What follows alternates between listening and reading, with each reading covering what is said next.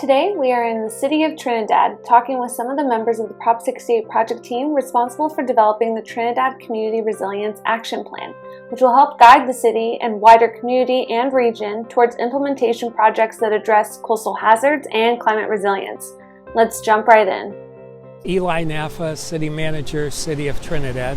I'm Becky Price-Hall, and I work for the City of Trinidad, and I'm their project and grant coordinator. So before we talk about our project, I would like to acknowledge that here in the City of Trinidad, we are within the ancestral coastal village of Tsurai in the aboriginal territory of the Yurok people since time immemorial. This project is not a city project per se. It was proposed by the city. It's intended to be a planning process for the Trinidad area. The primary goal is to address the climate change and the sea level rise that's occurring throughout the world and how it impacts our area, to make sure that what we do helps solve the problem and address it in the most appropriate way.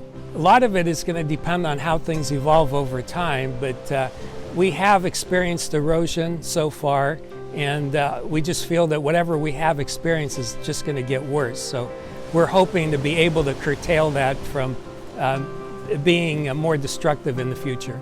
Working with the various stakeholders, which would include the Yurok Tribe, the Trinidad Rancheria, the Tsurai Ancestral Society, the Trinidad Coastal Land Trust, and the City of Trinidad, as well as the County of Humboldt. So we're working together to try to resolve this the best that we can.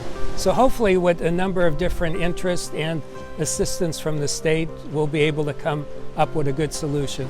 This project is a priority for us and for our collaborators because there are already impacts that we're seeing to our critical infrastructure and natural and coastal resources. What excites me the most about this project is bringing the community together to build trust, and we know that we can't address climate change and we can't create resilient communities by ourselves. Really excited mainly working with the various groups.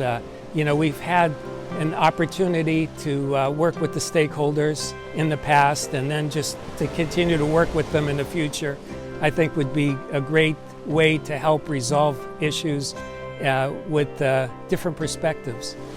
Both the perspective of the Native American community and the perspective of the state and the U.S. and how climate change and erosion are being addressed. If we could tell Californians one thing about our project, I think I would like to say that we would like to show how you can bring multiple tribal entities together to work with the city and to work with other people and develop trust and goodwill and have a real collaborative project where we're actually working together rather than saying, this is our project, would you have any feedback? And so it's really people working together to come up with ideas. Whatever we can do here to maybe make a good solution that could be utilized somewhere else, I think that would be ideal. I think it's terrific to be able to have this opportunity with the Ocean Protection Council and working with the state. I've always been very excited to work at various levels, working with the county, the state, the federal government whenever possible, because our city is a small population, a little over 300, and we know we can't do it alone. And even with our surrounding partners, again, we can't do it alone. So the help of the state and the federal government and the county are always welcome. I'd like to thank Eli and Becky and the large collaborative team working on the Trinidad Community Climate Resilience Action Plan. I'd also like to thank OPC Policy and Communication Manager Jennifer Savage, who filmed the interviews for this episode.